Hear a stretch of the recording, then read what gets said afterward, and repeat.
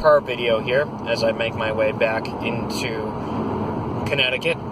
Let's talk about something that's been on my mind, and that's the Apple event. So, I will be doing another video on iOS 11, specifically if it was designed to kill macOS. But this video is going to be kind of more of my thoughts on the iPhone 8, the iPhone 7, the iPhone 7S, and so forth. And where it could drive, basically, hopefully drive smartphones and everything like that. Now, this is hopes here. I don't see Apple doing all of this, but let's start with the first thing with the iPhone 8. We'll go there first.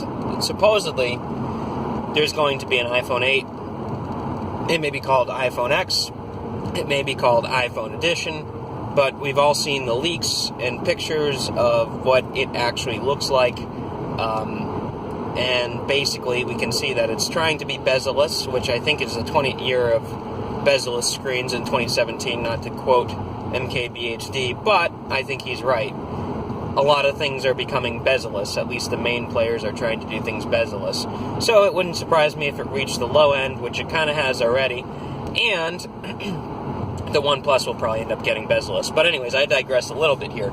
So, it's going to be bezel-less. It is going to probably keep the earpiece up at the top, and it, for the most part, the leaks and look pretty nice to me.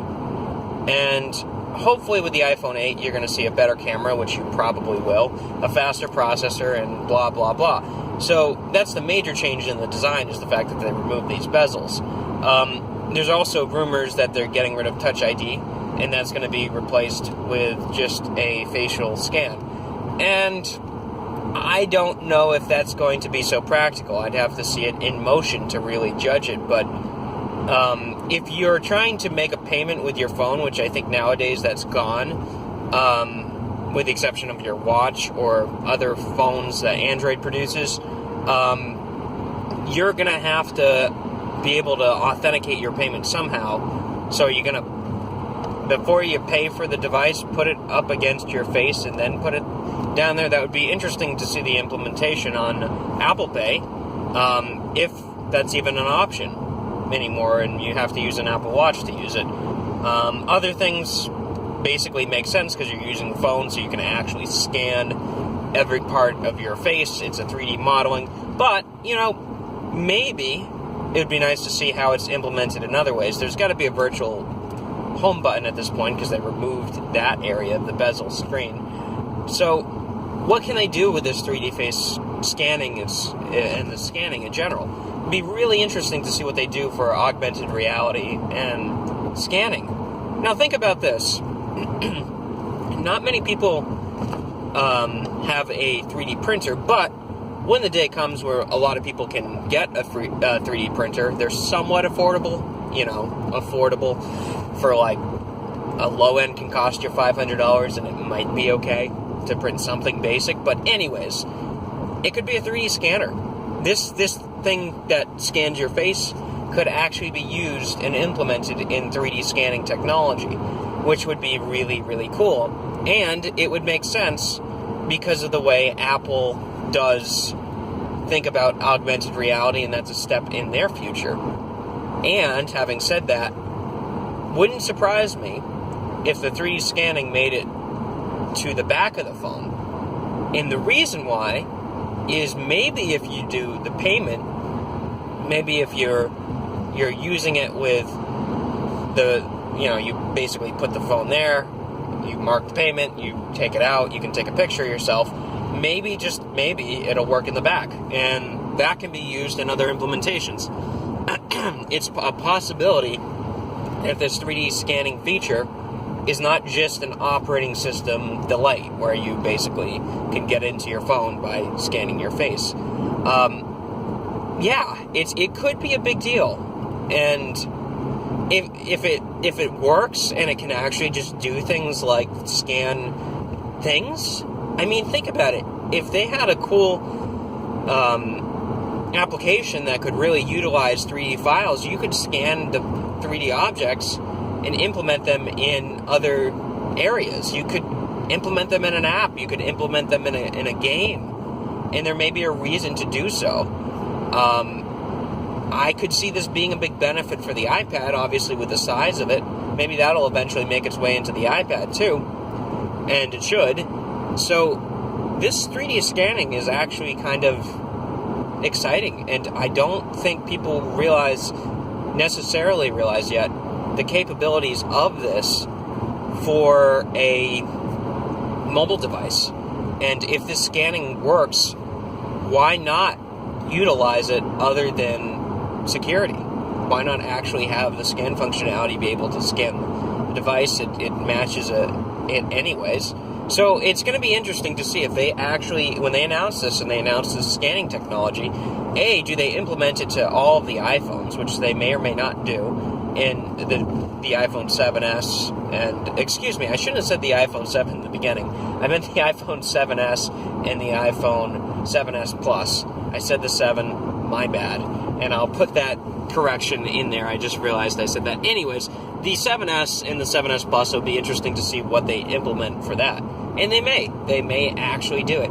In fact, it wouldn't surprise me if the 7S and the 7S Plus got a complete redesign as well. Apple's been known to do things like this. For once, I'm actually slightly excited about an Apple product launch. It's been quite a bit of time where they've wowed me. Everything was just really kind of stale. And another reason why I've decided to go with Android, because of that reasoning. So that's one big reason, is that the scanner could be a big functionality. Obviously, it's going to be waterproof. It will also be interesting to see the 7S and the 7S Plus. There's not much information on it, other than the fact that it's going to be faster, probably have a better camera. I don't know if I like the fact that they're launching 3 phones with this. I'm not a huge fan of that. And it's not really Apple. Usually Apple launches, at this point, 2 lines of phone, the bigger and the smaller version. They used to just do 1, if you guys remember that, and just offer the different models based on the amount of space you have on it. So yeah, that's kind of cool. So that'll be interesting that there are 3. I'm not necessarily a huge fan of it. I wish there was just the 2, but it gives people who can't really afford the 8 the option to get the 7S and the 7S Plus, which I'm sure is going to be a very cool phone. Now back to the 8. If it is bigger, it may utilize the dock like the iPads do, and that would be interesting too, to see that extra functionality on it, because you'll be able to split applications and everything like that with the device. It may or may not work well, but we'll see. We'll have to see how it turns out. And the whole design is interesting from what I've seen. The 2 cameras that they added to there are kind of neat. I wish they were a little flatter, but at this point, who cares? The design is cool, and it should really kind of hopefully push the industry in a way where you see more bezel-less screens, even on the lower-end phones, like Samsung has been doing with their phones, which aren't lower-end. Okay, so I'm digressing a bit, but point is that I'm excited for the 8, for the scanning, the camera specifically, and basically the faster processor and the bezel-less display.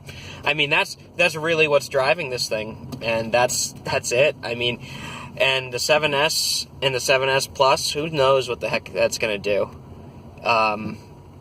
It's probably just going to be an updated model, but the 8 is a pretty big deal. Okay, so that's the first part of the Apple event that I'm kind of excited about. The other part, there's claims that there's going to be a new Apple Watch, which, I don't know. I had an Apple Watch. You know what? It was good for helping me remember things, and you know what? Quite frankly, I probably would get an Android watch because I just have the worst memory in the world. That may be good, but I'm digressing again. Point is, they haven't really changed much. They are going to probably add LTE in this version of the Apple Watch. I don't know what else you can do to the product, in all honesty. Faster processor. It is really a watch, and what else can you do? Why bother releasing newer models? The only reason why they're doing this, I think, is for the LTE.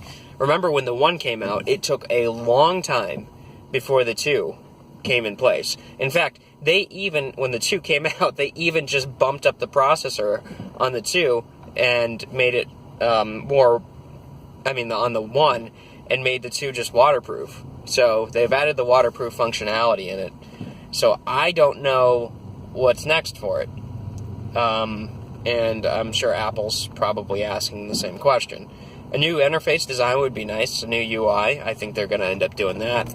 And what they may end up doing is just crippling the UI on the other one and saying, look at this new UI that we have on the 3 and more in the future when they have it. But that's one other thing. The next thing they are releasing, supposedly, and there's just some sort of accident or road work up ahead, I think it's an accident, unfortunately, is that they're going to be releasing an Apple TV that supports 4K. Just the TV box. What wouldn't surprise me is if they actually decided to design a television. It would be cool. It would be really cool. And that would be kind of neat to see. The 4K, okay, it plays 4K content. What else do you want? They could develop screens, but they may not. I kind of miss the Apple screens, the Apple displays, because in my opinion, they actually did a good job with the displays. Whether it be from third-party display manufacturers or not, it's still a good product. So an Apple TV, could end up making a lot of money. But who knows, really? It's hard to tell if they're going to do it. Probably not. But I miss the days in Apple, and I'm sure everybody does, where Steve Jobs had that one more thing attitude where they announced something that was a new product, and they have never done it. Maybe just out of respect to him, but they've never just pretended that the show was over and just had an encore. I just haven't seen much of that in terms of Apple. So that's it. I mean, maybe they can have that one more thing. Maybe they can have something brand new that we've never seen before. It would be nice, but nah. I mean, even Apple admitted to themselves that at this point, all they do is really just they look at what's out there, and they try to improve what's out there. And that's pretty much it. But anyways, that's it, guys. I'm pretty excited about the event. I think I'm obviously going to do a YouTube video afterwards talking about it and having pictures and having videos and all of that stuff. Hopefully I'll get some views on that. Not that everybody else in the world is doing a video or talking about Apple, but myself, yeah, sure. But anyways, thank you guys for watching. If you enjoyed this video, I know it's a long one, but this was just, I'm driving, I might as well do a video. I may have been rambling on a bit, but it kind of proves the point that I still think that technology is cool. So continue to watch more videos as I produce them. I'm going to be doing some more projects. I really, really, really need to do something with a Raspberry Pi. I don't know why I haven't done a video on a Raspberry Pi yet. I just need to buy one and do something. And it may be related to Halloween. Hint, hint. So, stay tuned, guys, for more videos, and keep it going. And like this video if you like it, dislike it if you disliked it. And if you made it this far, thank you very much.